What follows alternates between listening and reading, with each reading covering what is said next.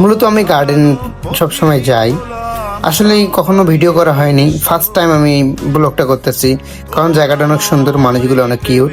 So পথের ধারে বেয়ে বেয়ে যাচ্ছিলাম সেই শাপলা পুকুরের দিকে, কারণ ওই জায়গাটা এতটাই সুন্দর। ওখানে যারা বসে থাকে বা যারা ওখানে নিজেকে মেলিয়ে ধরে বা সৌন্দর্যর একটা যে অপরূপ সৌন্দর্য, ওই জায়গাটাতে আমরা যাই।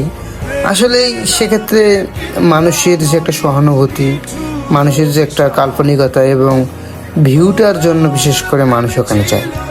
আসলে এই যে শাপলা ফুলের যে একটা রাজ্য এবং ওই যে মানুষের সাথে মানুষের যে একটা মিল মোহাব্বত, হতে পারে সে প্রেমিক প্রেমিকা, হতে পারে সে হাজব্যান্ড ওয়াইফ, কিন্তু জায়গাটা অনেক সুন্দর।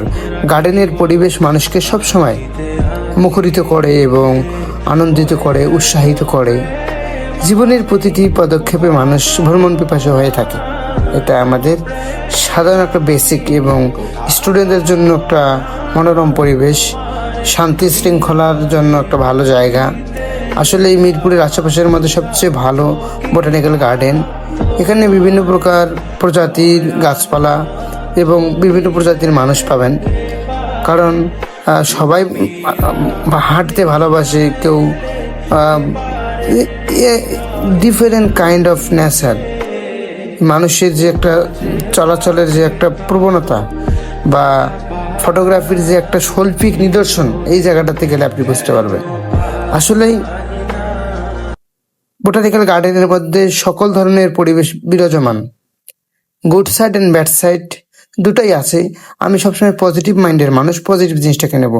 আসলেই সবুজের সমাহারে বেষ্টিত এই বোটানিক্যাল গার্ডেনে আসলে মানুষের হৃদয়ের যে একটা এনার্জি, এটা বৃদ্ধি পায়। সেই সাথে জায়গাটা অত্যন্ত সুন্দর এবং আকাশের পাখি উড়াগুলো বিভৎসভাবে মানুষ যেমন হারায়, এখানে আসলে আপনি দুঃখগুলো হারাবেন। আসলে এই ভ্রমণ মানুষের জীবনের একটা অংশ, পার্ট অফ লাইফ, এবং এই সিনারিগুলো অত্যন্ত সুন্দর। আসুন আমরা আমাদের জীবনটাকে সুন্দর এবং সাবলীল করে ভ্রমণের মাধ্যমে নিজেকে মিলিয়ে ধরি। এখানে বন্ধু বান্ধব থেকে শুরু করে, ক্লাসমেট থেকে শুরু করে সকলেই আসবেন। আসলে পরে অনুভূতিটা ভালো।